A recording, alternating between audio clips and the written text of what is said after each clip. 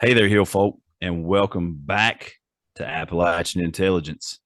We're so thankful that you guys can join us again for another week.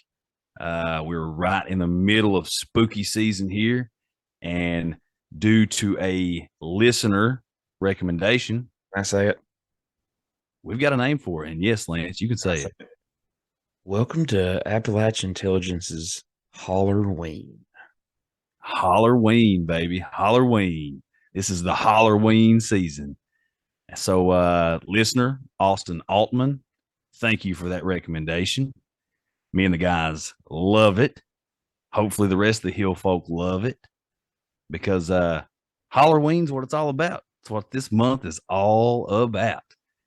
So, we really loved and enjoyed our episode and our time spent recording with Bean last week. The dude had just had some nutso weird stories that were super creepy. And I mean, they were all over the place: cryptids, shadow people, UFOs, little goblins, a bunch of stuff. Um, but we really had a great time with Bean. So, again, just throwing it out there, Bean, we appreciate you coming on. Um, he was actually texting me today talking about some stuff. And that's, we talk about it all the time. But when we have guests on this show, it's almost like we keep a constant relationship with these people. You're constantly bouncing stuff off of each other. And just like Austin recommending, we call this Halloween. We talk about building the tribe all the time, and that's literally what we're doing. We're building a tribe. We're building a huge, weird hill folk tribe, and I love it, dude. I love it. So, you guys, I mean, you keep spreading the word. We keep growing. Again, why anybody wants to listen to us, I have no idea, but Shit stinks. we'll take it. We'll take it. I was telling these boys. Actually, I don't even know if I told Lance.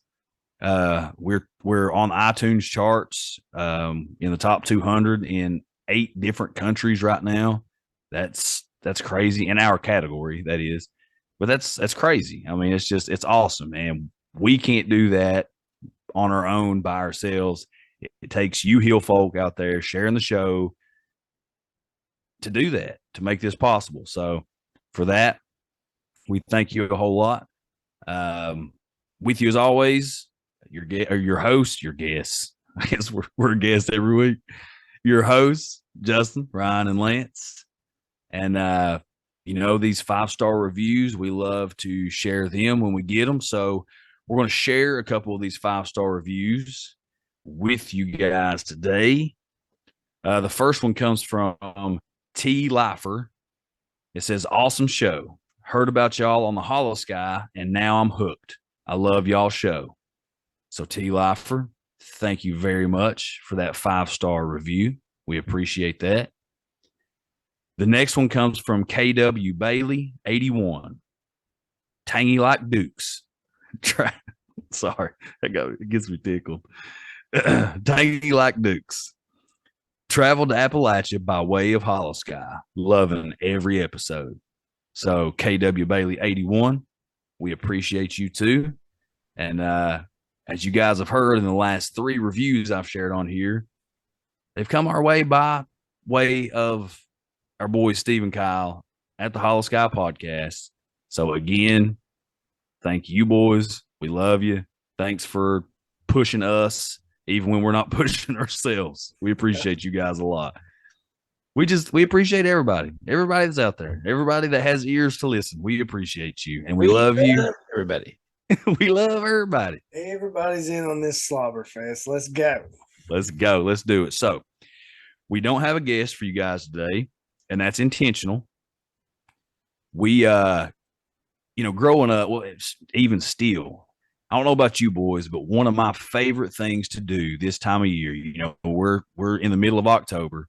It's spooky season. It's scary season. It's Halloween season. One thing that I love to do is just sit around with, family or friends, a bunch of buddies, especially around a campfire, and just tell spooky stories. tell old family ghost stories, tell some of the scariest stories that I've come across, or some of the most unique, weird stories that I've come across. So today, Hill folk, that's what y'all are going to get. We're each going to share a story or two to hopefully try to creep you guys out. So I think have I missed anything here, guys? Missed anything in the business? I know that last week I said I would be modeling our first iteration of the Appalachian Intelligence t-shirt. You lied. Supply chain goddess, boys. Supply chain. And AKA the person making the shirts that I work with didn't get them done. Well, that's still technically a supply chain. Got one of them finished. Doesn't have the other ones finished up. Hopefully getting those done this week. They had to order. I don't know. I don't know how all that stuff works, but they ran out of the stuff that was needed in the process of making the shirt. So got that stuff ordered, and we'll be making them this week into the weekend. So hopefully next time we record, not only will I be supporting and rocking the new Appalachian Intelligence Hill Folk t-shirt, but these boys will as well. Yeah. All right. We'll make a special trip to Hayes City, Virginia, if I have them just to deliver. Matter of fact, I'm going to deliver them to your house. Each of you. I'm bringing them to the house. Yes. I will take the shirt off of my back and give to you. So not only will you get any shirts, you'll get me standing shirtless in front of you on the front porch for all the world to see. I'm just here to give the people what they want. And all that Compton musk wafting through the front door after that drive over here. And he's sweating. He's jamming out. He's jamming out on the car ride over. He's so excited. That musk is just going to waft through the front door as soon as it's open. And there's going to be Lance's hairy torso just glaring at you. Give the people what they want. That's what I'm here for. I don't like to do it, but it's a burden I must bear. Well, yeah, we all have our roles here. And unfortunately for everyone involved, that's yours. And it's true. I mean, I said fortunately, right? Fortunately. I know what you meant. I thought that's what I said. I'm pretty sure. All right. So no t-shirts today. They will be getting here. Stickers, Ryan sent out. I'm pretty sure. Is that correct, Ryan? That is correct, sir. So if you haven't received your stickers yet, for those that left a review and requested stickers, they should be on their way. Ryan did send those out. So hopefully that's all taken care of. I think that's it, guys. I think that's all the tidbits we need to talk about business-wise. My business. Killing is my business, ladies. And business is good. Little Major Pain reference for you guys out there. So one of my favorites. Absolutely. Hey, true story. I'm sorry, guys. I know we're going off the rails right off the bat. I told you we were going to share scary stories, but first off, I just got to share this. So, as you all know, me and Lance grew up together. We played high school baseball together. Before every game, we would meet at our buddy Ryan Jones's house, and we would just chill out before the game. You know, we would sit around, watch movies. Well, we watched Major Pain 1,000 times. Well, we watched Major Pain one day and ate I can't even remember what it was. Some kind of weird hot dogs. It was, I don't even remember exactly what it was. It was something, I don't know what Ryan's doing. But anyway, we went out that day. We won big. So, you know, look, anybody that knows, you know, like true baseball players, especially, we were extremely superstitious. Like if something worked, you stuck with it until it didn't work anymore. So for the rest of our careers, our high school careers, we watched Major Pain like 2 or 3 times a week throughout baseball season. We can pretty much quote the movie. All right. Oh my gosh. Sorry, I just want to share that with you guys. Get a little background of our love for Major Pain. And just kind of lighten the mood a little bit to freak you out. Yeah. Yeah. I don't know if mine will freak you out that bad. Mine won't. It won't. But Sounded good. yeah. Guys, this is supposed to be super creepy, scary story time. I think that's why I'm gonna name this episode Super Creepy, Scary Story Time. Oh, I was gonna call it Hollerween Begins. I like that too. Yeah, I like that. I like that better actually. Yeah. All right. So suck it, JK. How many? Red eyes, full hearts can't lose. That's right. All right. Since Lane spilled the beans, I'm sure everybody can already tell I fell off a damn wagon.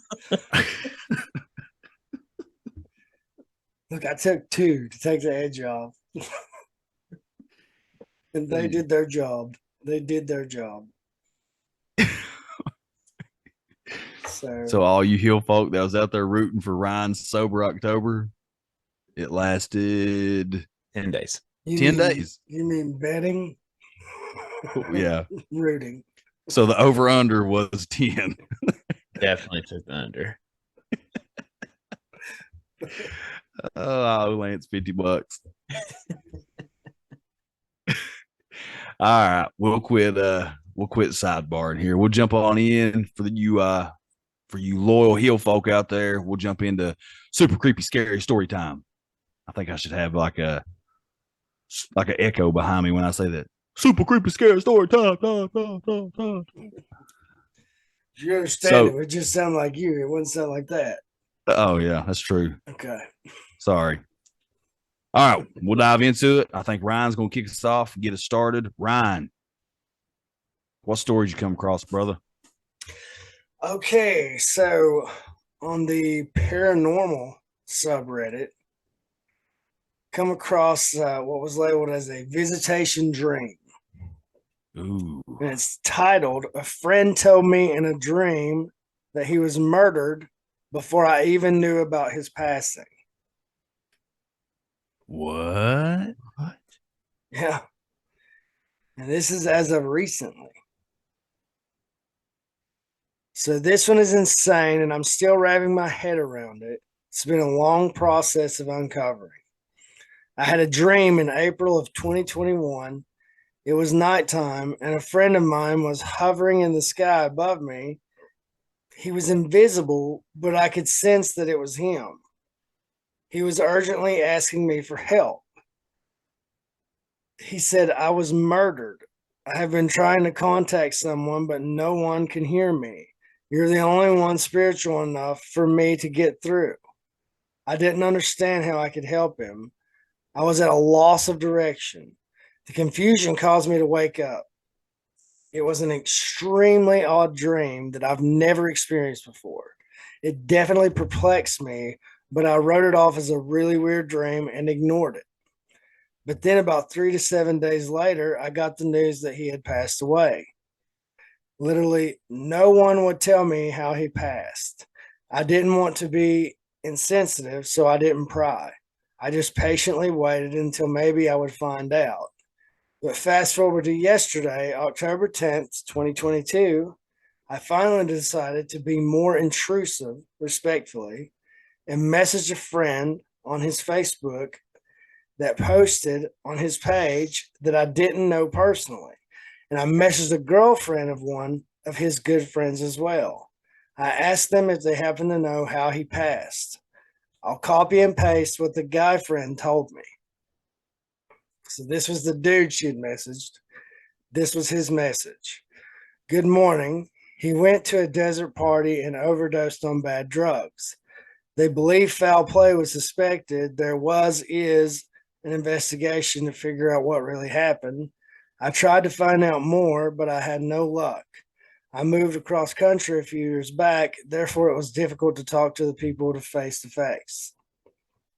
So now she's going to paste what the girlfriend of that guy's good friend had said to her.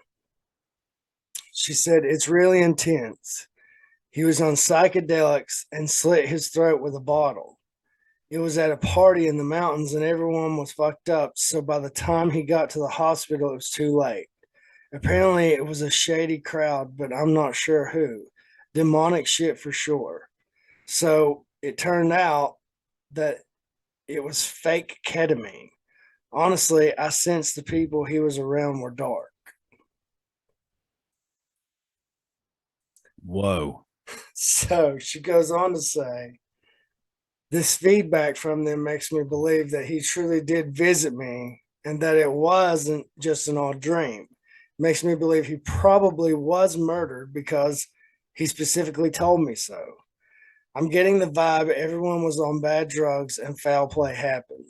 And I'm also getting the feeling maybe he was asking me for help because he just died. Maybe he was afraid and desperate to go back to his body. I don't know. But I'd like to think that it's just or that he went into the light and is in a good place now.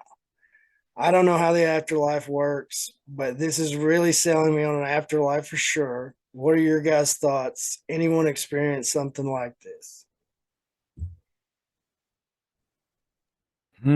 Whoa, That's a lot. Holy Yeah. yeah, there's a lot jam packed into all of that. Yeah, that's why I picked it. It's a good one, Ryan. Well done. Yeah, that's what I thought. I thought it came in like 6 hours ago. I was like, yes, touchdown. It's just that's one of those subreddits I keep to notify me, when somebody posts, because you never know. It's the paranormal subreddits. Sure. I mean, there's a lot of paranormal topics, I guess, from out of body experience to, you could probably go a laundry list of things to begin to begin to, I guess, categorize what was all in that. That was a lot. That was wild. Yeah, it was wild. Well, I mean, like,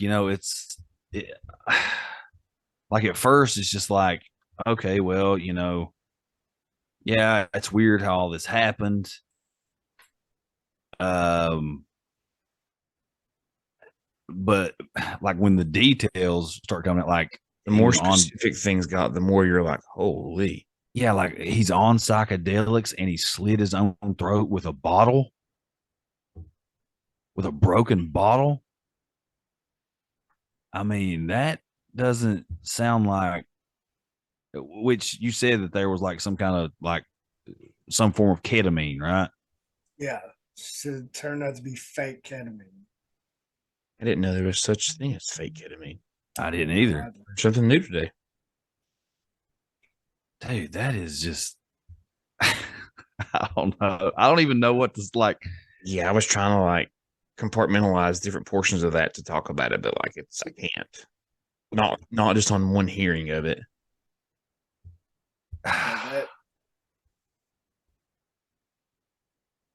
Yeah, I don't know. I don't even know what to say about that one. Like that's so this person saw their friend in a dream, vision, something, whatever, saying, help me, I've been murdered.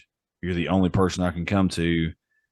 Then come to find out, a few days later, well, they did die. And then you learn and then you have people saying that there was drugs involved and he was surrounded by dark forces and somebody actually calling it demonic, which, I mean, I'm sure if you watch somebody slit their own throat with a broken bottle, that seems. I wonder if it was a broken bottle of Bud Light. What? Stone Cold Steve Austin reference for you. Sorry. It was okay. It was good. You did good. I don't know. That was nuts. That one was crazy. Good one, Ryan. Well done. Way to get Hollerween season started. I knew I picked right. Yeah, Ryan, way to get Hollerween going, baby. Way to get it going. All right, look, this glare is going to kill you guys. I'm sorry, but to be able to read, Peppa got to put his glasses on. Pappy's got to put his bifocals on here. I don't want to be a bother.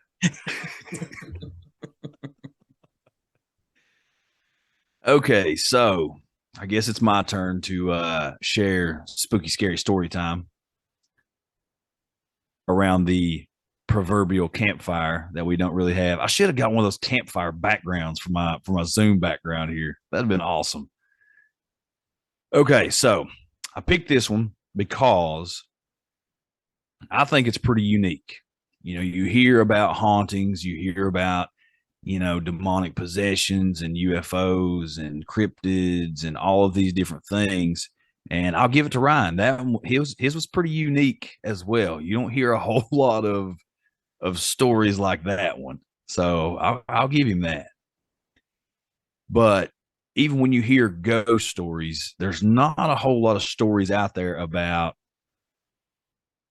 people who had murdered in life, but also continued or supposedly continued to murder after death.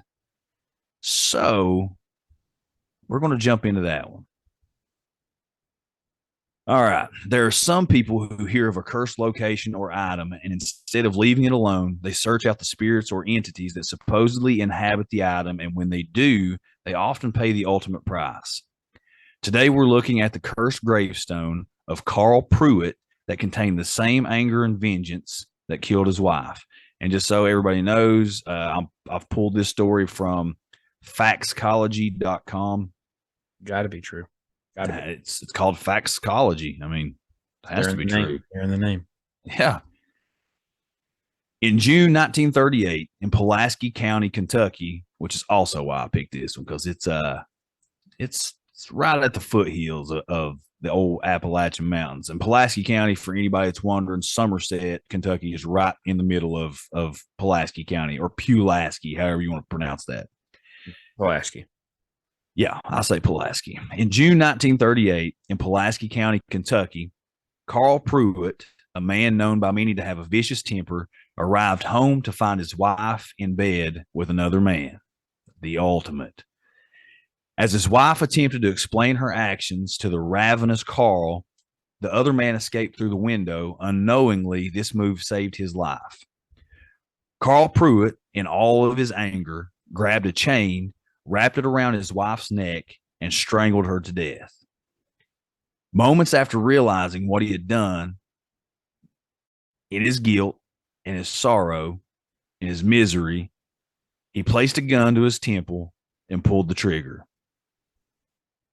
After the murder-suicide, his wife's parents refused to have him put to rest next to his wife, and rightfully so, I do believe, and had him buried far away in a completely different cemetery. But if you believe the stories, Carl Pruitt's temper wasn't laid to rest that day, and he continued to kill from beyond the grave. The story of the murder-suicide shocked the small community in Pulaski County, and soon those who passed by the gravestone of Carl Pruitt began noticing a discoloration in the grass surrounding it. The patches of browning grass resembled a chain, similar to the chain that he had used to kill his wife. Of course, the strange occurrence attracted more to visit his grave, even just for proof, but for some, it became a dare. A group of children, led by one James Collin, accused each other of being scared of the gravestone. James denied his fear and even started to throw rocks at the grave to prove his bravery. One stone tossed with such force, it chipped off a piece of the gravestone. When nothing happened, the boys jumped on their bikes and rode off. Moments later, in what would be described as a freak accident, the chain on James's bike snapped, flipping his bicycle with James on it. His friends ran for help, but by the time others had arrived, James was dead. The bike chain that snapped had wrapped around his neck, strangling him to death. The boys told others it was Carl Pruitt's doing, and when they took them to his gravestone, they saw the chip James had caused was no longer there. James's mother believed the boys and sought revenge against the spirit of Carl Pruitt. She took an axe herself and smashed the gravestone to pieces. Satisfied with her efforts, she left the cemetery, and that was the last time anyone saw her alive. The next day, she was found dead, strangled to death from the clothesline where she accidentally tripped and entangled herself in it. Meanwhile, others believe it was the doing of Carl Pruitt, And when they went to his gravestone, they found it fully intact, as if it had never been struck with an axe. Many now fear the ghost of Carl Pruitt. Y'all are going to figure out pretty quickly. This is a running theme here. No, people just won't leave this poor gravestone alone. Many now feared the ghost of Carl Pruitt, but one man did. A local farmer riding with his family in a horse-drawn carriage claimed he feared no ghost, and as they passed the cemetery, he aimed to prove his courage. While still sitting in the carriage with his family, he drew his pistol and shot at the grave. The bullet chipped off a piece of stone, but the sound of the gun caused the horses to panic and wildly take off. With the carriage reaching dangerous speeds, his family jumped off while the farmer attempted to calm the horses, but he was too late. The carriage crashed and he flipped over, entangling himself in the reins, which choked him to death. When the family looked over to the grave, they found it once again fully intact. The new death caused an uproar. People now believe the curse to be real, so they requested an investigation. Eventually, the local police department relented and sent 2 cops to investigate the gravestone. Unfortunately, the cops did not take the curse seriously and joked about the supposed curse while at the cemetery. While they drove away from it, the cop who had made the jokes noticed a ball of light in the rearview mirror. When it kept getting closer, fear seeped into him, and he started speeding to get away from it. Despite his partner yelling to slow down, he continued to speed down the street and lost control of the car. The car crashed into a pole, throwing the partner out of the car, injured but alive. The driving officer wasn't so lucky. The crash had decapitated him. The final death came several months later. Many residents were now wary of even passing by the cemetery and even had their relatives moved to different cemeteries out of fear. But there's always at least one person who doesn't heed the warnings and dares to tempt fate. This man was Arthur Lewis. He grabbed a hammer and a chisel and set out at night to destroy the gravestone once and for all. Witnesses could hear the metallic sounds of the hammer slamming down on the chisel as it broke through the pieces of the stone. And then the sounds stopped and were replaced with terrified screams coming from Arthur. Several men grabbed lanterns and ran to the cemetery to investigate. All they found was the dead body of Arthur Lewis, strangled by the chain that was used to lock the cemetery. Next to him was the completely undamaged gravestone of Carl Pruitt. With this, no one was ever buried in the cemetery, and the last of the bodies that were left were also moved to other cemeteries. The land was forgotten along with Carl Pruitt. In 1958, the land was strip mined, and the grave of Carl Pruitt was destroyed for good. So, there you go. Holy crap. My first question that I have. What kind of freak was Carl Lewis's Pruitt's wife if there was a chain in the bedroom that he could grab and strangle her after he found out she was cheating on him? That's kind of what I was thinking. The first time that I heard this story, I was thinking, this sounds like a little more than just quick like run in before CP gets home. Sounds like a ludicrous song. This is Yeah, sounds like CP's wife was a freak. Hey, we don't kink shame. That's cool. Whatever. Wow. I was just, Yeah, that's an excellent point, Lance. She might have had the chain wrapped around her in the moment that Carl come. I mean, that you know, he just might have, out of a crime of passion, he may have just used what was available. Yeah, maybe he unwrapped the chain from her head of mine. So this Carl Pruitt in Pulaski County, Kentucky. Do they know, like, obviously it was strip mine, we get that, but do they know like a general location of where this grave used to be? I'm not sure. I didn't look that far into it. This is a super interesting story. I read the story and said, you know what? This is really, really creepy. Sounds like a running theme for quite a few different, if it's true. Yeah, that's sure. just saying if this is true. You know, we all We all have our passed down myths and legends and stories and sometimes they grow over time. But again, like we say on here all the time, where there's smoke, there's fire. So even if there's just a little bit of truth in it, it's still a crazy story. It's still That was awesome. I mean, and that's something that you don't hear very often. I mean, you hear, hauntings and like I said before, you hear about all this weird stuff. It's not very often you hear about people dying in a way related to this tombstone or this gravestone of a person that they're intentionally, just trying to I don't know. Like you don't hear it very often. Like no matter how many times the gravestone was damaged, it was always came back fully intact. These people kept dying in fashions similar to how Carl killed his wife. I mean, it's just, I don't know. It's crazy.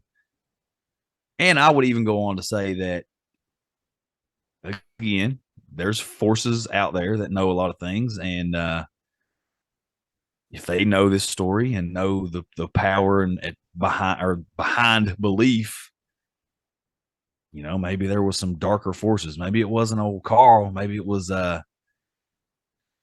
something a little more nefarious, possibly demonic, that decided I'm going to use this. Yeah. I don't know. Either way, it creeped me out when I heard it. It was a creepy ass story. Yeah. I wouldn't be going around that grave. But y'all know,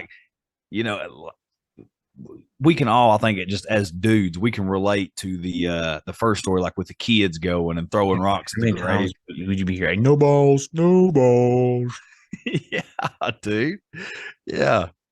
He said, I ain't afraid. I ain't afraid of no ghosts. Start chucking rocks at this thing. Come on, Carl. You big stupid. Come get me.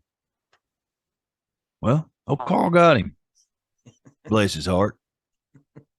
Bless that baby's heart. He just trying to throw some rocks around over there and up at the old cemetery and then rides bicycle back home, chain snap, wrap around the neck, and there he goes. Done.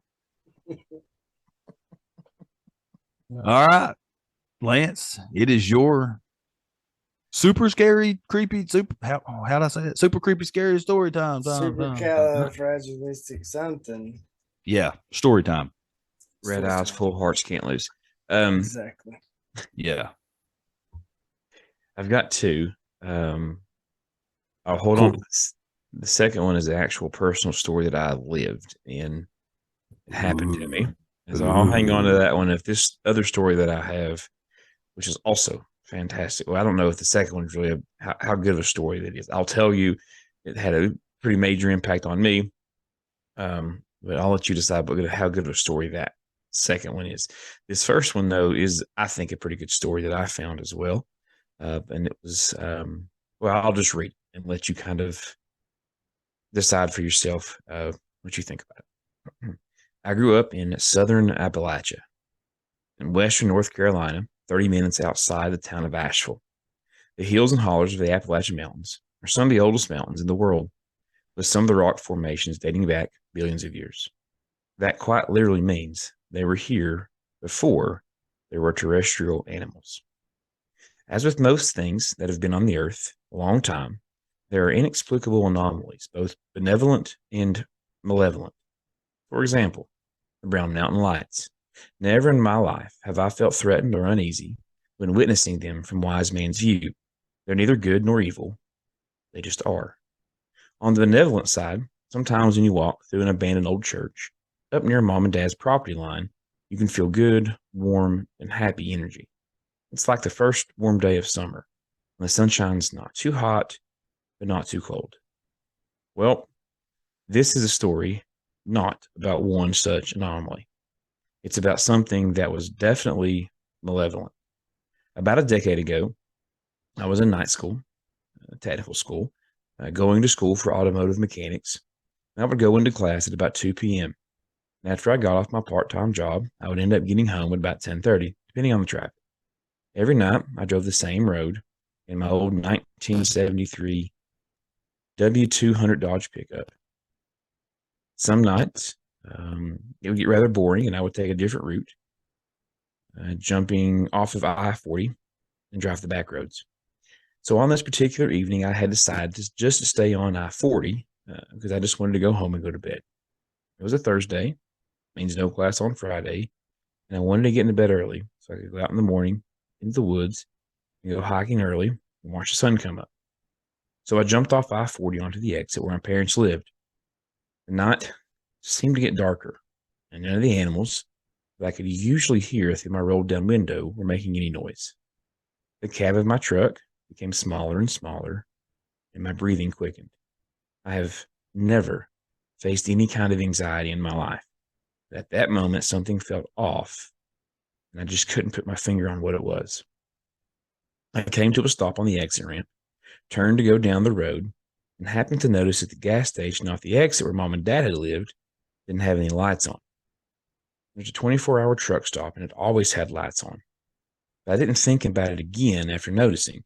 I just chalked it up to the power being out. I couldn't shake the feeling that something was definitely askew.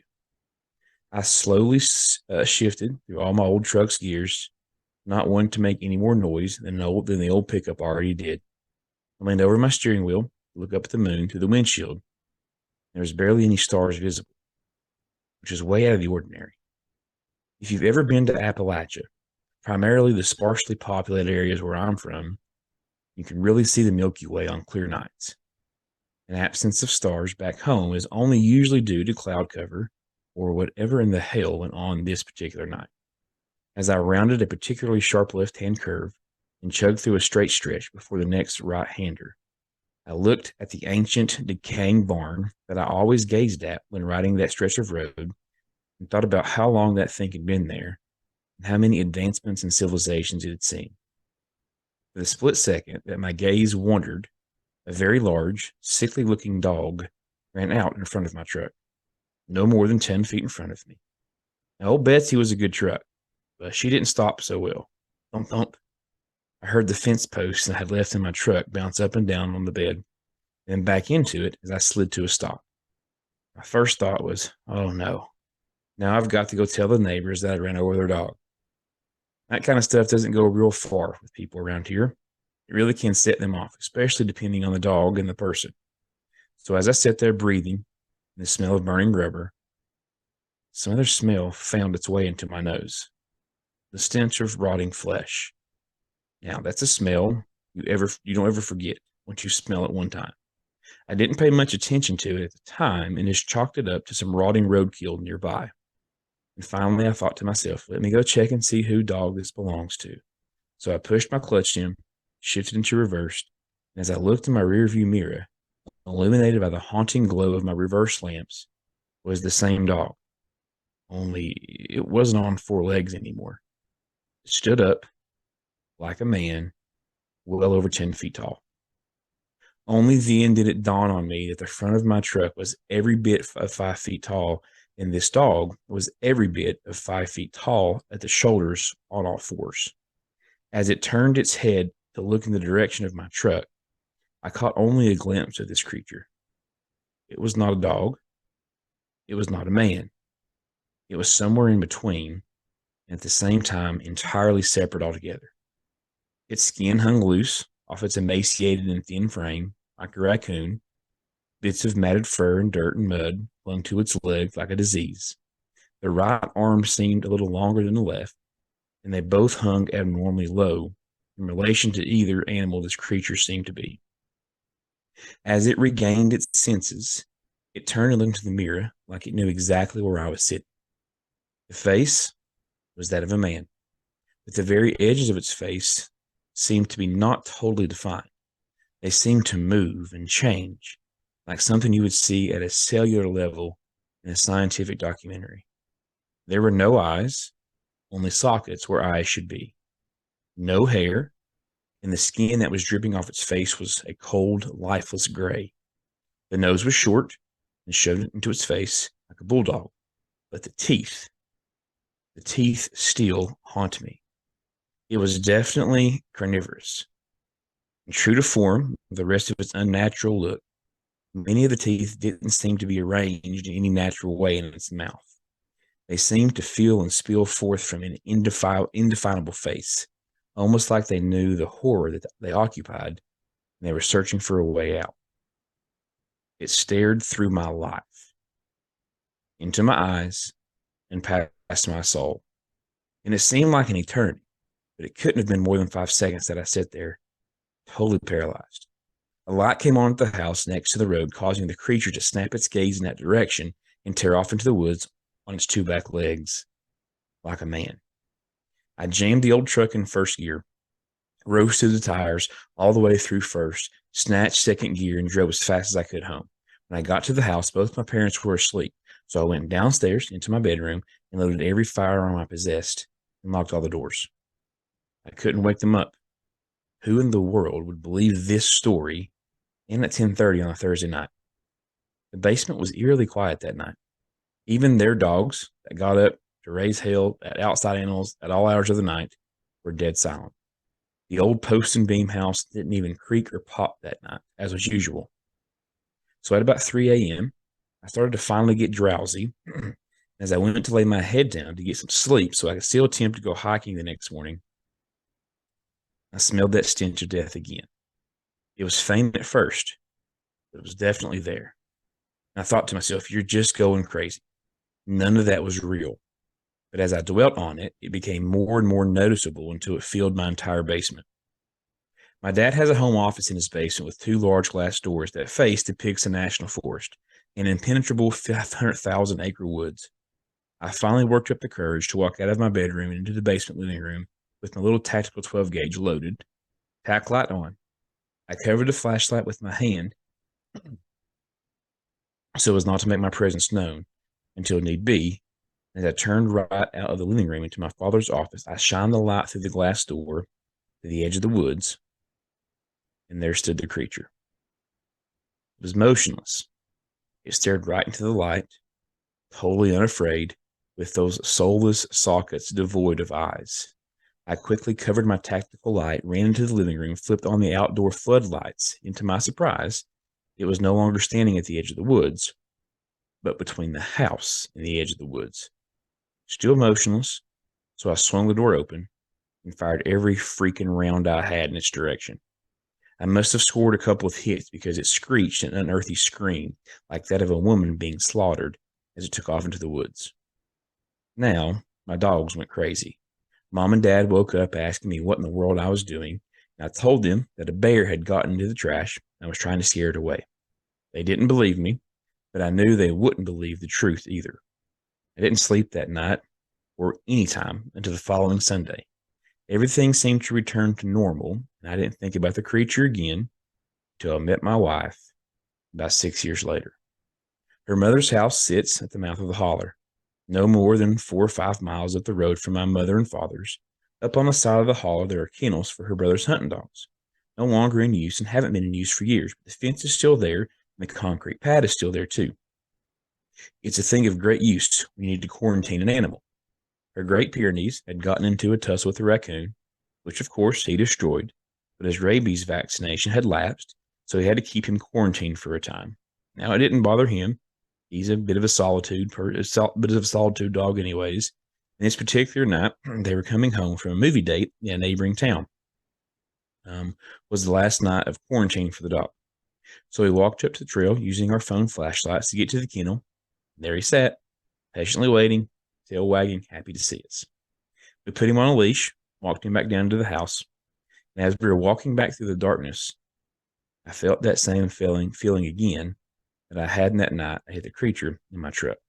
Now, I didn't say anything to alarm my wife, but then the smell came wafting into the breeze, and she jokingly asked, "My gracious, what did you eat? You stink." I half laughed, not being able to fully appreciate the joke for the horrors that were raging in my mind.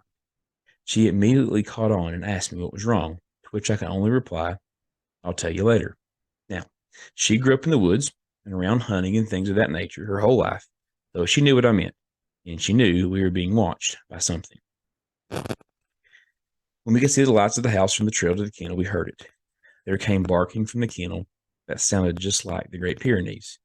we had on a leash next to us. It was a perfect imitation. The Pyrenees, being a guardian dog, immediately sensed that something was wrong, so he turned to face the danger, belting out deep barks and growls in that direction. Now, I don't know if you've ever had to drag a 150-pound dog, but it sucks. It's not an easy task. I'm 6 foot tall, I weigh 240 pounds, and it was all I could do to get me back to the house. The barking never ceased the entire time we were running towards the house. In fact, it grew closer and closer until it seemed as if it was coming from inside my own head. Her mother heard the commotion, flipped the floodlights on, and made it into the fence of the yard, and I caught a glimpse of something coming to a dead stop at the end where the light reached. Wheeling around, tearing off back into the darkness, my wife looked at me and goes, "You want to tell me what the F that was?" To which I replied, "Yes, let's go inside." I told her the story. She listened intently, hanging on every word. Her family came from a long line of granny witches and other supernatural healers of the Appalachians. So her older sisters came over the next morning with some herbs and chants to bless the property and to ward off evil. I suggested we go up to the dog kennels and do the same to them as well. When we got to the kennels, they were completely destroyed. The very concrete foundation was cracked, and the chain link fence was torn from its posts. The dog houses were destroyed, and the place reeked of the stench that followed that creature. My wife's older sister just went about her business like normal, blessed the place, burnt some herbs, and led us back into the property. When we got into the house, she wheeled about on us suddenly and instructed us very firmly to never go into the woods after dark, not until this thing left me alone. So, to make a long story short, my wife joined the military and ended up getting stationed in Delaware. Well, as someone who's lived around fairly large mountains and endless wilderness their entire life, Delaware is pretty terrible. At least that was my thought when we first moved in the middle of a 50,000 plus population city. Fortunately, though, it didn't take us long to find a house in a sleepy little community further south. We purchased the house and moved in with haste. We were both very grateful and glad to be out of the city and back into a rural setting again. The land in Delaware seems lifeless in comparison to the Appalachians. Sparsely populated woods don't possess any energy that goes one way or the other. The ground doesn't seem to be alive like it is in Appalachia. And having no thought about the creature in a long time, I resumed my staying outside after dark and playing with our dogs in a rather large yard that borders a small patch of woods. Well, last night, I went outside to play with the dogs, and as dark set in, I built a decent-sized fire in my fire pit and consumed some good old-fashioned Appalachian mountain cough syrup from a mason jar. And just as the fire was dying down, my American bulldog tore off towards the woods. Now, he has a habit of running off to go on an adventure, so my immediate instinct was to chase him down in the yard and tackle him so he couldn't get away. So as I tackled his 110-pound hind end to the ground and threw him into a fireman's carry over my shoulder, I heard him begin to bark. Only the bark was not coming from him. The only sound coming from him was a deep, rumbling growl, a noise I've never heard him make. It was a threatening noise. Something was definitely wrong, and as I ran with him on my shoulders back to the house, that stench of death filled the air.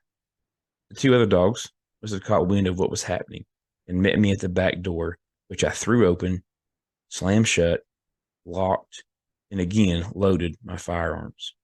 How in the world did this thing have followed us 650 miles up here?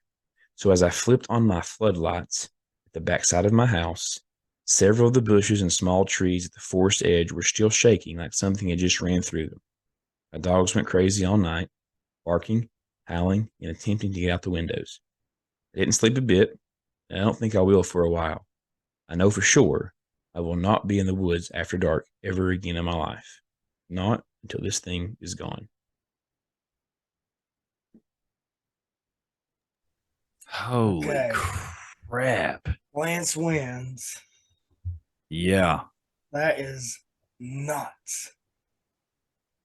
Lance definitely wins the super creepy, scary story time. I was getting chills. Like I've read that once before. Like I got chills again as I was reading it. Gosh. Well, first off, whoever wrote this story is a great storyteller. Like, not saying that it's that he's just telling a story, not saying that it's not true or anything like that, but just the way that was laid out, he's a great storyteller. Yeah. That was awesome. But okay, like when you get into this dog man kind of stuff, number one, the way this thing was described, it sounded more like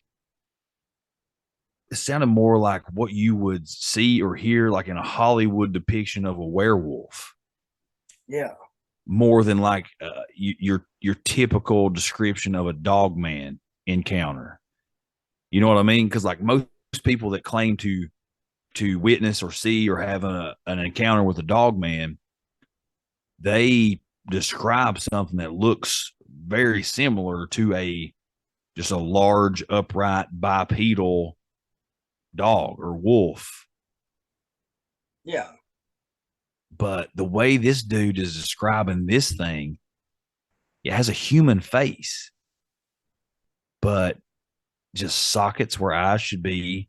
Like the edges of his face are blurred and like constantly moving, almost like a metamorphosis is happening, like a transformation is coming about.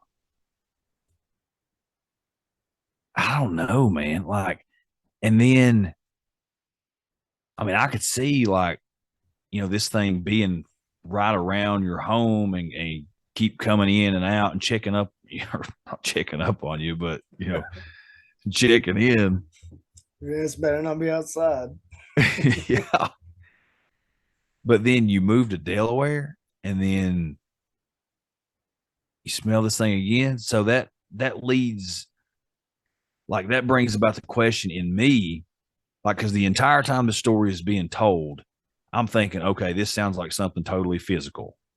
Like, even though it's weird and it sounds like this, almost like a Hollywood adapt, like a version of a werewolf or whatever, more than your typical dog man. But like this thing, it almost feels like it's attached to him. Why, what point? Okay, if this thing is like a flesh and blood, and again, this is just on the basis of, okay, this story is true, because that's what we do here. We suspend disbelief and just take everything at face value and say, okay, we are believing this story to be true.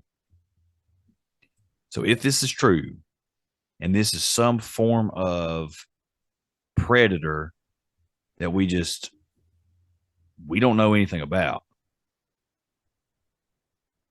why travel or why travel 650 miles to just go to this same dude? It felt more like a demonic entity disguising itself as a dog. That's what it feels like to me. Especially from the description, how he said it looked like a man. Yeah. But the teeth were going everywhere. It kind of sounds a little Wendigo-ish, but also a little like demonic entity that was using a dog form to terrorize him. My second thought too, as I read this, was like, this old buddy was going to school to be a diesel mechanic. He just needs to be a rider. Yeah, for sure. Yeah, put the wrench down, sir. Put down the wrench, pick up a pen, get to work, and get back to riding. Because it was a very, very, very, very well written story. It really was. It really was. But I don't know. Like, there's so many theories out there about Dogman anyway. I mean, it's like Bigfoot. It's like all these cryptids. There's so many theories behind it. Is it physical? Is it spiritual? Is it something, interdimensional? Is it just demons or some kind of demonic forces that are taking on the form of these things? Is it government genetic manipulation that's created this? Like, there's so many theories out there, but most Dogman sightings don't end in moving 700 or 650, 700 miles away and the same stench hitting you. Like everything sounds very similar to Dogman through the whole story. First 3/4 of the story, like it's checking all the Dogman boxes, and then you get to the portion of the story where they move a long ways away, and you're kind of like, okay, obviously, no Dogman sightings in Delaware, at least not as many as we have here in Greater Appalachia. And it's like it's showing up again 6 years later, almost 1,000 miles away. That's not. I was like, this feels more demonic entity than it does. Yeah. Checking less Dogman boxes and checking more demonic entity, like trying to terrorize this guy. Yeah. Yeah. Yeah, I would agree with that. One of my favorite Dogman theories out there is the ritualistic practices of some I'll just say peoples that they literally use and do things to take on forms of, it's almost like the whole skinwalker thing. Like you have these medicine men and shamans and all these different stuff that are all these different things that do these ritualistic things to take on the form of. So I don't know. That's one of my favorite theories out there. I just want to talk about that. I want to bring in the whole magic angle on everything. I don't know. I would like to talk to this dude. I have a lot of questions that neither one of you can answer. Yeah. So we're going to have to find his IP address and trace it back to this guy wherever he's at. And we need to bring him on Appalachian Intelligence for an interview because I have some questions. First, we have to find somebody who can do every bit of that. Yo, folk, any of y'all are good at tracking IP addresses or any of that stuff? If you can ping a location based on a username or whatever, just let us know. We need you. Hill folk, assemble. Dude, that's nuts though. That literally, I had goosebumps the majority of the time that story was happening. Yeah, that was great. And that's, like at first I was thinking, oh, this is Dogman for real. This is classic Dogman. I mean, literally, it wasn't a dog. It wasn't a man. It was something in between. I'm like, well, yeah, you just add the words together. I mean, it's not real hard. It's not like it's called a pudge wudgie or something. I like the fact that like you can tell these people are just 100% Appalachia. Oh yeah. Come in, do the granny witching, do the faith healing, cleansing the spirits, getting rid of all the stuff, doing all the things we've seen done 1,000 times. Mm-hmm. Because that's just what we do. That's just, if something bad like that goes on, you got to come in and there's some things you got to heal it and faith it out of there, right? Church it out of there. And it still showed back up. Yeah. Well, she said she gave him a warning. Don't It's be true. in the woods after dark until this thing leaves you alone. Which to me says this thing ain't gonna leave me alone. Which says to me that they use a little too much sage and not enough Jesus. Or crystals. Oh, that's it. They left out the crystals. Hear me out. All the energy in these crystals. Yeah. Warding off these demons. Yeah. Totally work.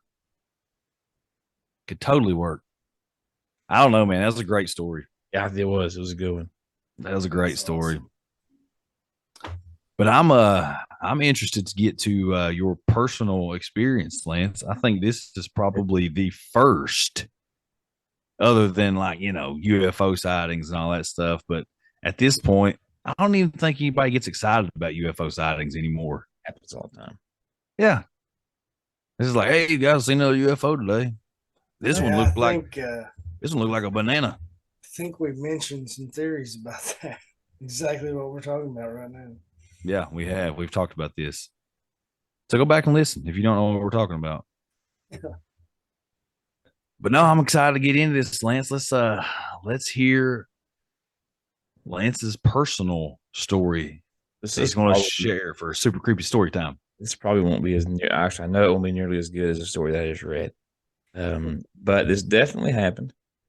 My first year of college in the dorm room is the context of where this took place. Um, the screw tape letters. Now you're going, what in the world are you talking about?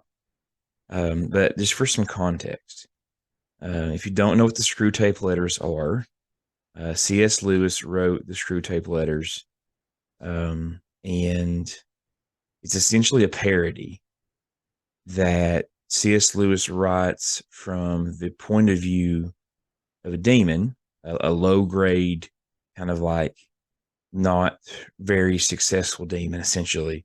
And it's all comedy, it's all satirical, about how to possess a human, right? And it's like 31 or 38 letters of different things you can do to possess a human. It's essentially a viewpoint on humanity, and how we things like fear and anxiety. We use all these things as crutches to essentially keep us from God. Okay. And that the Satan and the demons or whatever use these different things to keep us away from the true light of Jesus Christ. Okay. C.S. Lewis, you know who C.S. Lewis is? Fantasy writer, very Christian based writer, wrote Narnia, wrote all, Prince Caspian, all those different things. But the Screwtape Letters were one. It was actually written in 1942, and it was published in the Guardian. It's kind of a counter to help people as the British was getting into World War II. It was there for some satire to kind of lighten the mood a little bit. Now, does that have to do with anything, right? Well, it actually has quite a bit to do with it. I want to reference the Screwtape Letters a couple times to the story, so I wanted to at least put context of what that is, because it's really not quite commonly known to people like who aren't super literature nerds. Okay, it's not really one of the more famous C.S. Lewis writings, but again, it's from the point of view of a demon possessing humans. Okay, so first year of college, of course, moved away, went to college, and was living on a dorm full of probably 80 guys, I think, on the floor in the hall. Due to a room, it was just from every different background, every ethnicity, every social status that you could imagine of. It was literally a huge melting pot that was in this dorm room, that's on this dorm floor. So me, just a old mountain feller from Southwest Virginia, had a roommate who was from Buffalo. We were polar opposites in everything that we did, but we ended up being pretty good friends and are still pretty good friends to this day. We had Chinese students on the hall. We had Filipino students on the hall. We had just what you could think of. It was there. So it was quite a crew. And as you do, especially at 18, 19, 20 years old, you form relationships with people who you have some commonality with pretty quick, right? So the people that liked the things that I liked, we became friends. And the people that didn't like the things that I liked, we were acquaintances because we lived on the same floor, but we weren't as buddy as we would obviously be. Okay. So there was a gentleman on the hall, and we'll just call him Eric for the sake of the story. I don't really want to quite give his name out because of the events that transpire the next couple of months. So Eric was a guy from the Midwest, and he was 6'3", just an absolute beanpole of an individual. Had really dark hair and piercing blue eyes.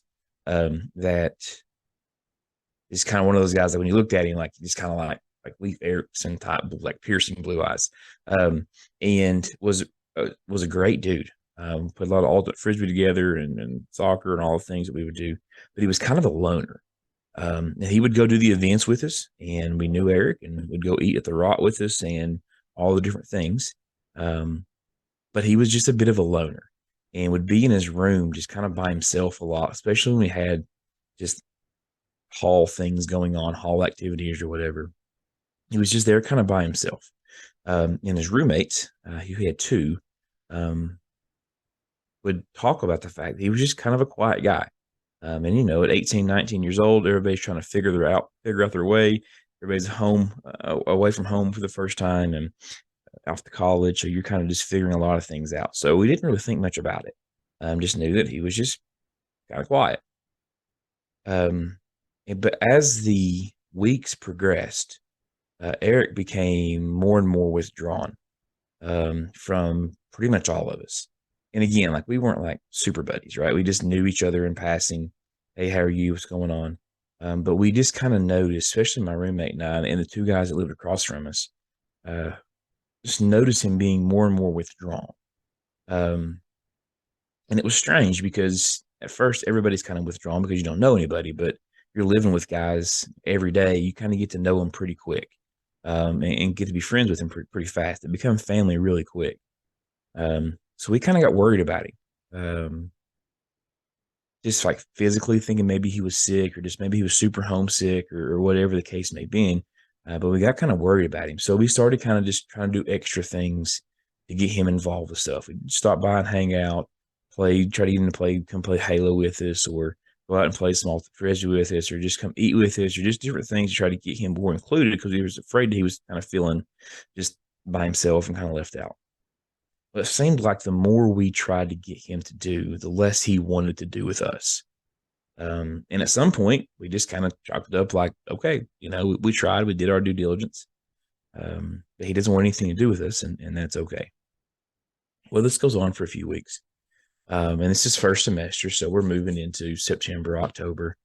And I can distinctly remember one night, it was a Tuesday or a Wednesday, there was just a lot of commotion on his end of the hall.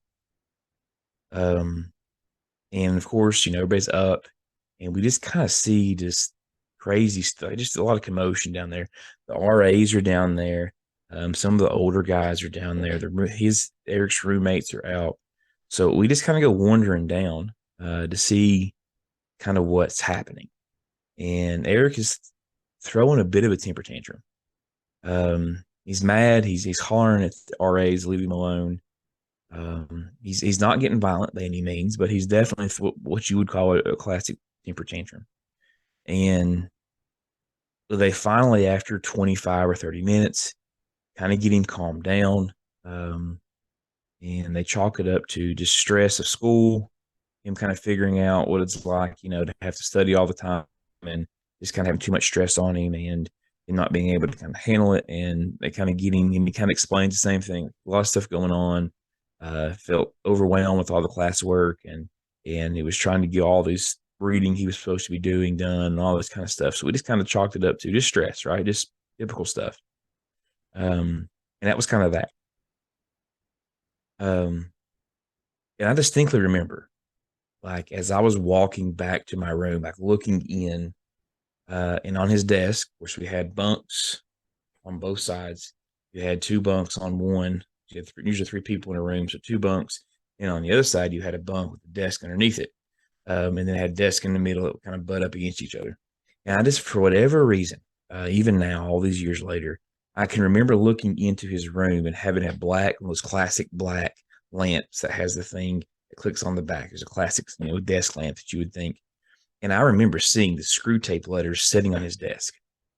And to me, I thought that was strange because, yes, the screw tape letters is a parody, but it's talking about demon possession. Like, that's the whole purpose of the book, right? And it's not a book that you read for just like poops and ha-has. Like, it's a book that you read because you're wanting to learn things or you've got some stuff going on. It's a heavy read. And I remember that and seeing that, and knowing what the screw tape letters were, but hadn't read them myself, but just kind of understood that, like, especially in the Christian circles, like, that's a heavy read for people that are trying, that are going through some stuff. But again, kind of just filed it away, didn't think much about it. This goes on. We're getting close to Thanksgiving break. We're back home after fall. We come back, fall break, after the weekend, back.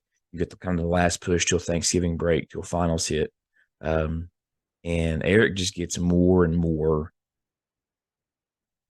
withdrawn and a little more vocally, like kind of lashing out at people.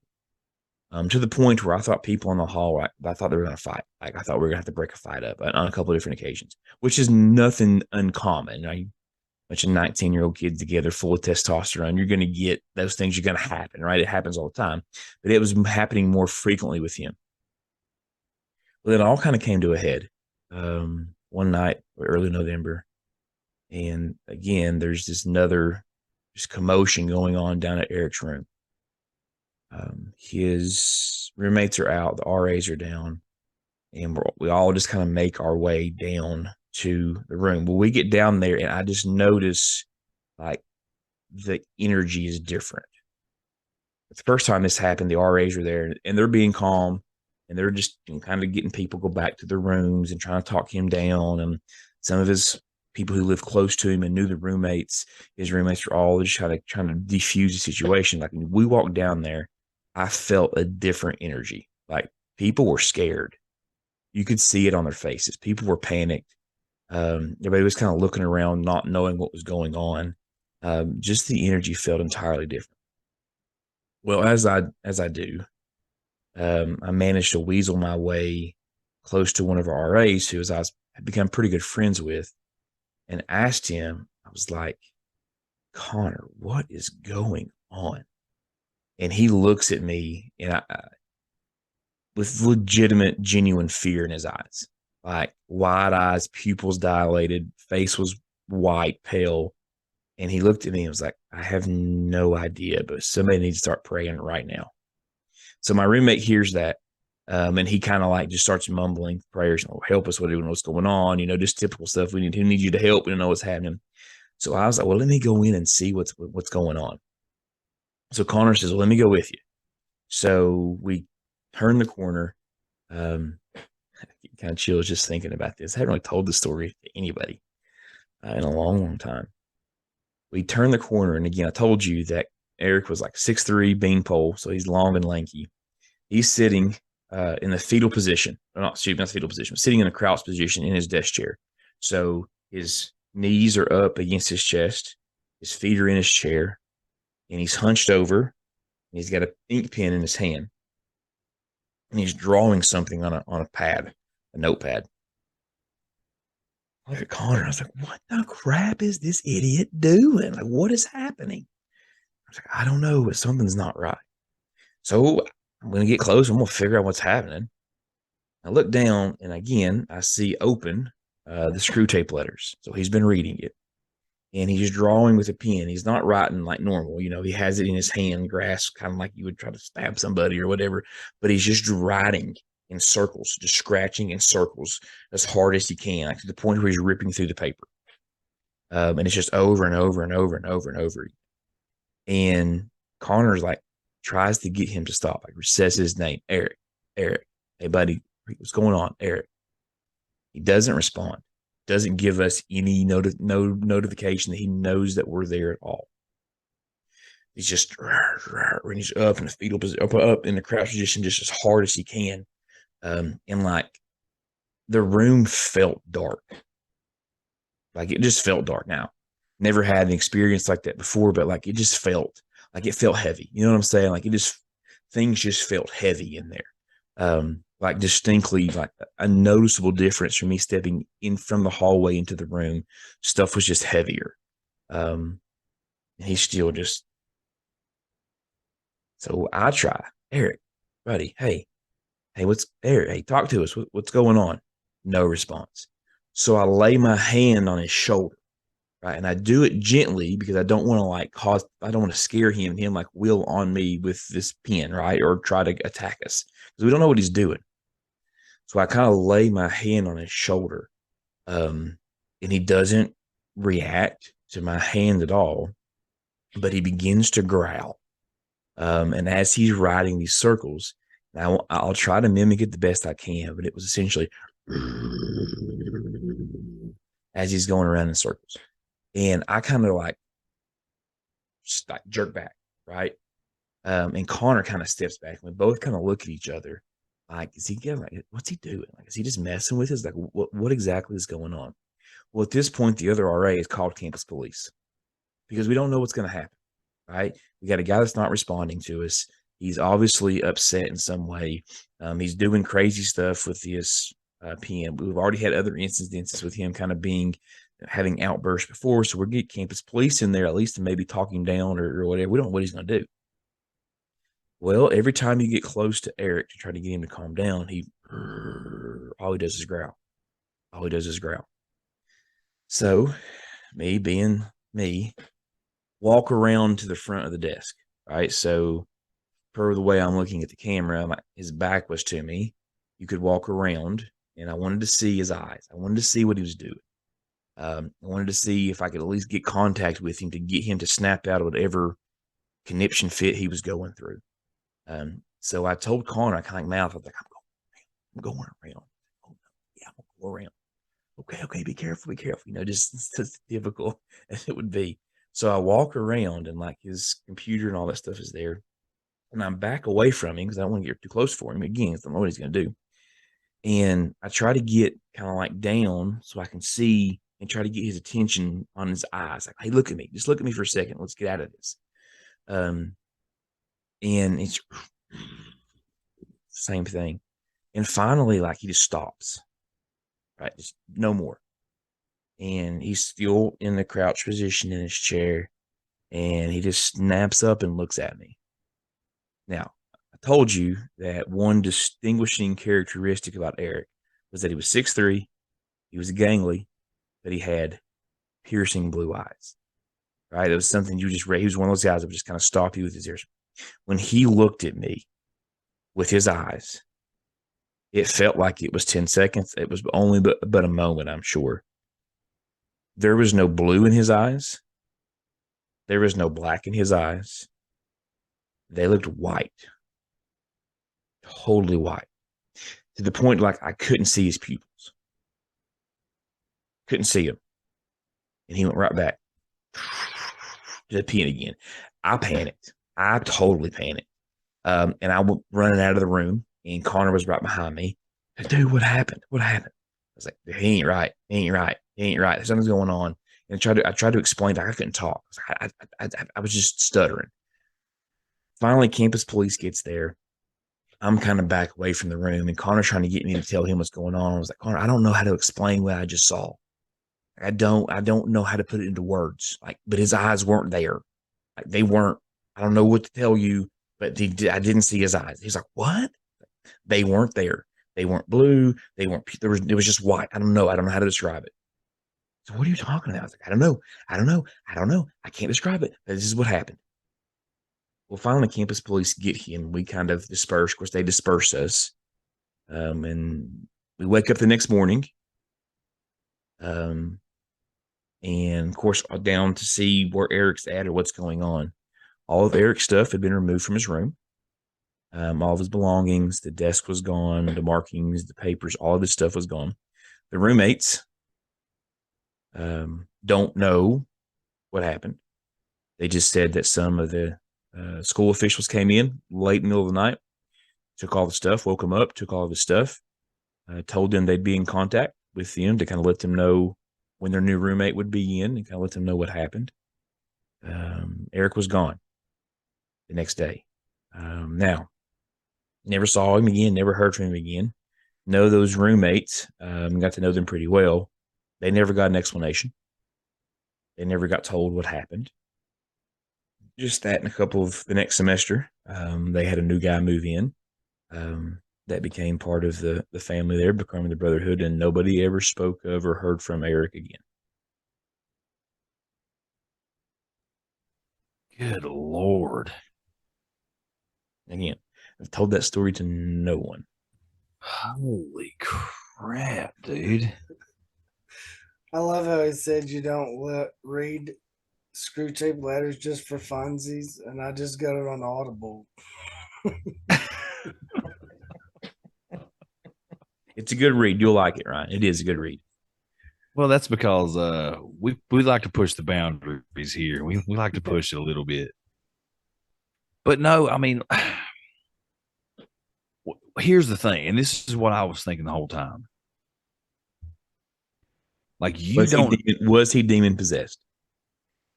Well, I don't know. I mean, I don't know. I don't know how to explain.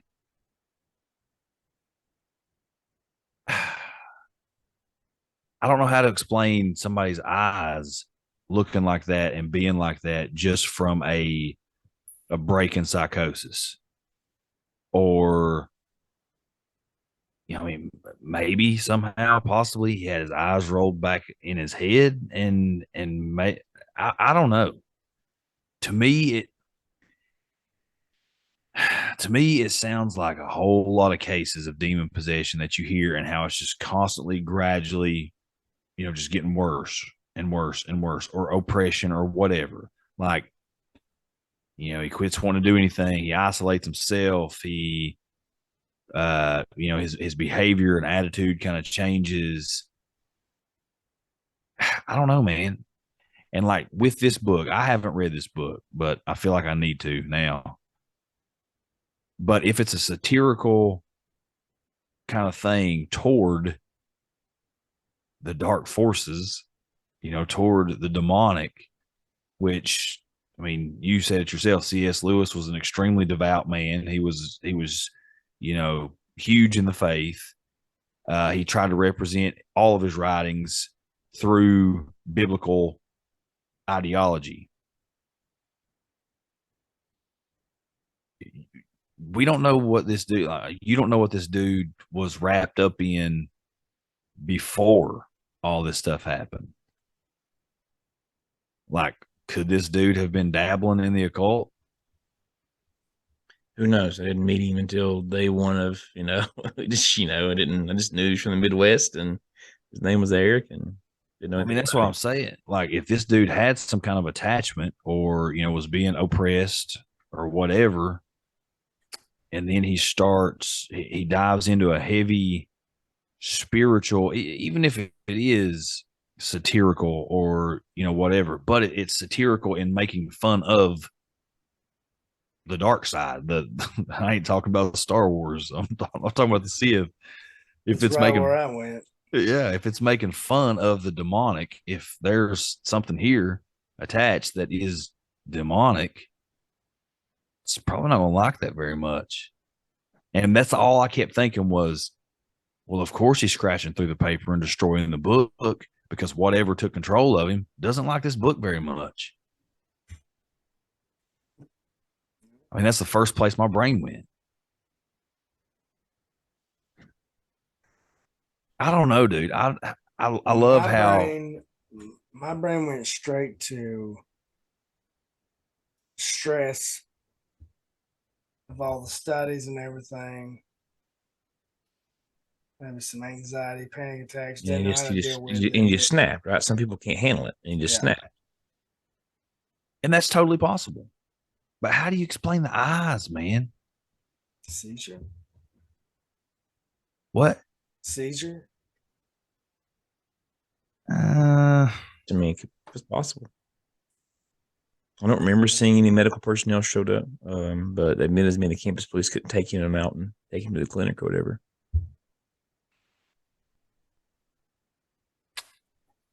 I don't know. Like, that's awful deliberate movements for a seizure. He never quit riding in circles until he looked at me. And he went back to riding in circles again. I mean, most of the time, if somebody has an epileptic episode, there's some kind of seizure there, you don't really, I mean, you're just losing control of your motor functions. Like, you're not, like, yeah, eyes roll back in the head, all this different stuff, but, it's convulsions, or it's unconsciousness, or it's not like deliberately sitting in a crouched position and circling. It could have very easily have been his way to get out of, right? I mean, it's maybe not nice to think about that, but he could have thought, I'll just fake this manic episode and I won't have to do any of this anymore. Yeah, very. I mean, it's extremely It also possible. tells me that there's some underlying problems out there, right? If that's what you come to, that's what you have, instead of just saying, "Hey, I can't do this, Mom, Dad, let me come home," like, and maybe he has so much stress from his parents or whatever, so much pressure on him that I felt like he had to fake a manic episode to get out from underneath the pressure of it. But I'd always go back to the way his eyes look. It just didn't look natural. Yeah, that's just. I mean, okay. I'm gonna roll my eyes at the back of my head right now. Okay. Yeah, Ready? Ready? I want you to tell me what you see. Ready? Oh God, Monica. But you could still like kind of see my eyes. Yes, absolutely.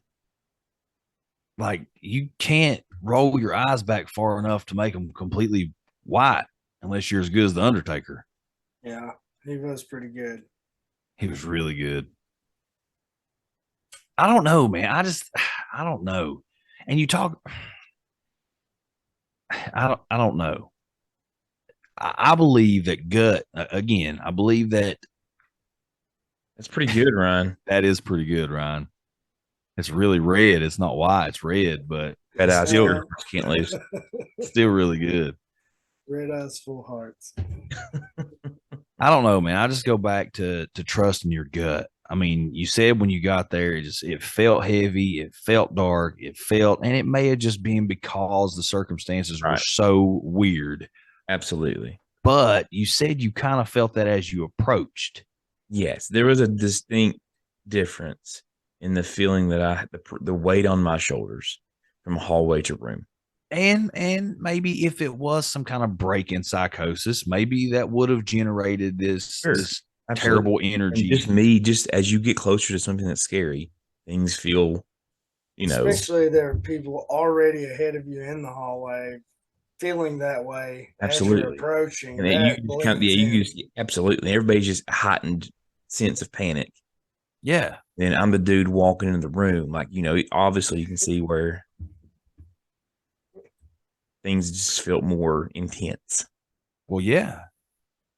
I don't know though. It just which I mean, you guys know me by this point. Y'all know me. My head's gonna go straight to the weird right off the bat, but it just feels, I don't know. It just don't feel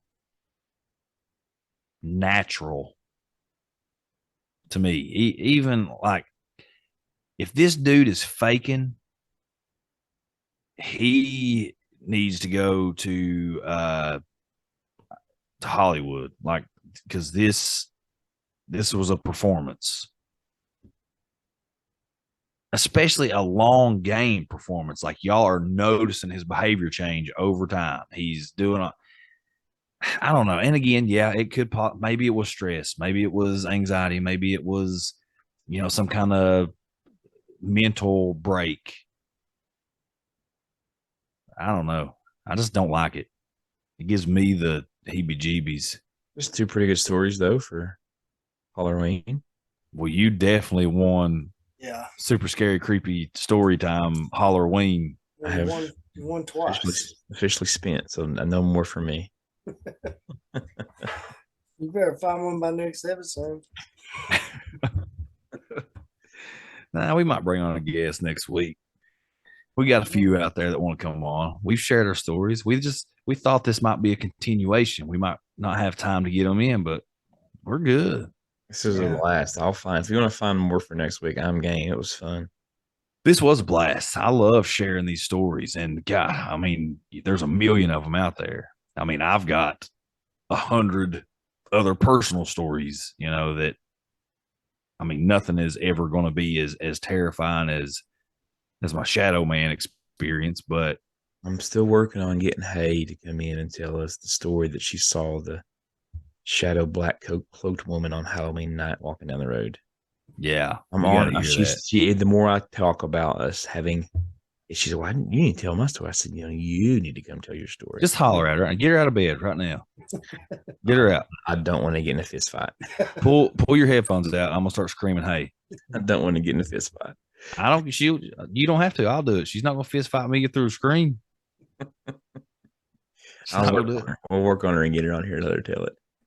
She needs to tell that one. Ashley needs to tell hers. Monica ain't gonna tell nothing. Y'all might as well forget about that. Dude, that's what we need to do for like our 50th episode. We bring on the wives, the AI wives. I'm game. Yeah. And just let them sit down, chop it up, share their stories. Let's work on that.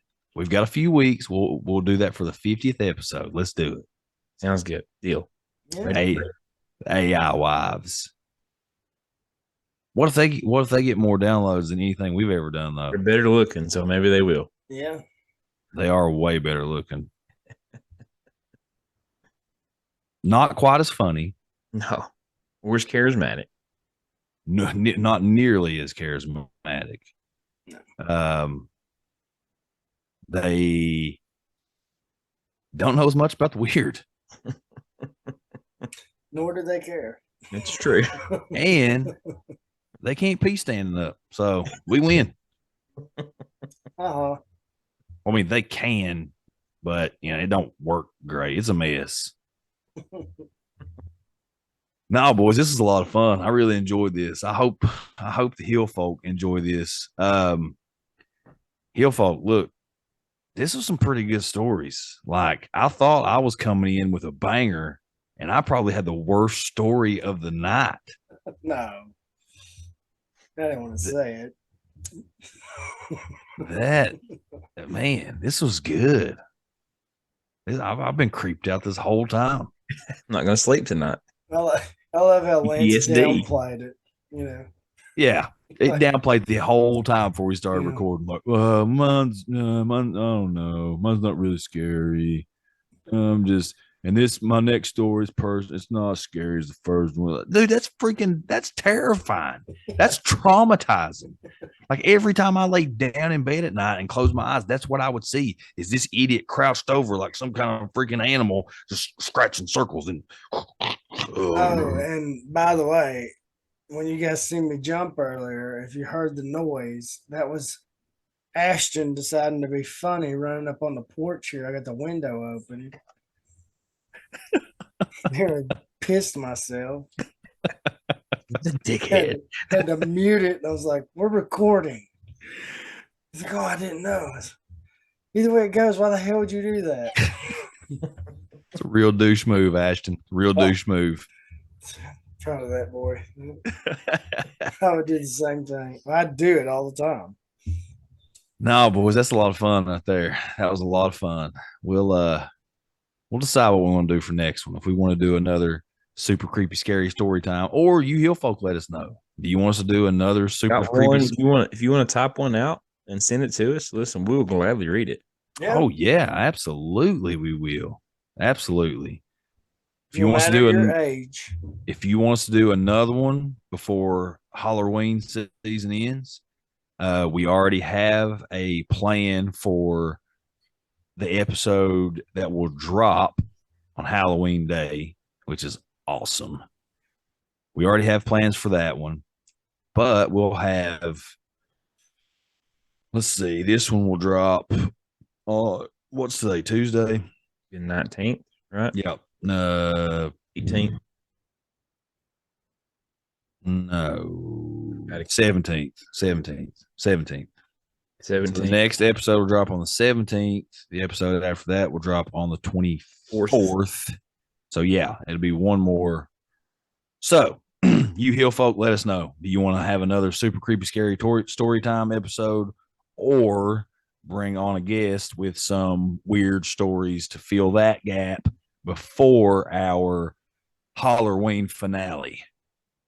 Yeah. Hollerween finale, baby. Just as a side note, JW and I were talking today. He was telling me of a ghost story haunting of a rock here that is in between his house and my house. And we are going to make the trek out there one evening over the next couple of weeks and see if we can't locate this haunted rock. There's supposedly supposed to be an apparition or demonic entity that supposedly has haunted it, and people have seen it. and had interaction with it, we are planning on going out there. I'm taking the video camera and seeing if we can't capture this thing. Sweet. That is sweet, Lance. I would also like to do something one weekend. Me and Ryan talked about it a little bit today, but we can talk about it after we get done recording. I want this one to be a surprise. All right, boys. This is a blast. Yes, sir. A whole lot of fun. Y'all got anything before we close this thing down? No, nothing I can Nope. think of. Not that I can think of. All right, Hill folk, we hope you enjoyed this one. Be sure to follow us on all our social media. Please rate and review this show wherever you listen to podcasts. Subscribe to our YouTube. That's Appalachian Intelligence. Send us your stories at appalachianintelligence@gmail.com or anything else you want to send us. You can message on the socials, DM. We don't really care how you get up with us. Just holler at us. That's all we care about. Just building the tribe, keeping the conversations going, growing the community. We're super thankful to all the Hill folk that have contributed out there with Austin. We appreciate letting us steal the Hollerween stuff. I got some super cool artwork in today. I'm going to share that on the socials in a few days and shout that dude out. Of course, again, Devin with the AI plaque back here. So it's sweet. That's going to be there from now on. We just, man, we keep, we're building, we're growing. We love it. We love y'all. We appreciate everything that you guys do, and we appreciate your excitement, for this show. Again, we're just three knuckleheads sitting down and having the conversations that we would have anyway. So we're super thankful that you guys tune in and listen and are actually interested in the weird. Yeah. Because we love it. And we're going to keep talking about it. At least it's weird as we say it. Huh? Yeah, absolutely. So, guys, thanks for joining us again here in Appalachia. Love you and mean it. Love you, man. Gosh, Lance, I was trying out something new. You totally just messed it up. Idiot. Hold on. Sorry. So, y'all, thanks for joining us here You again. trying it now? Yeah, man. Oh, my bad. Take 3. So, y'all, thanks for joining us here again in Appalachia, where the stories are as old as the mountains. That's cheesy. You like that? You like it? I just told you my story was 2 days ago. Mine was written 6 months ago. You said 6 hours ago. Come on, 6 Ryan. hours ago. See, you didn't make me forget with your dates. All right, whatever. We love you, Hill folk.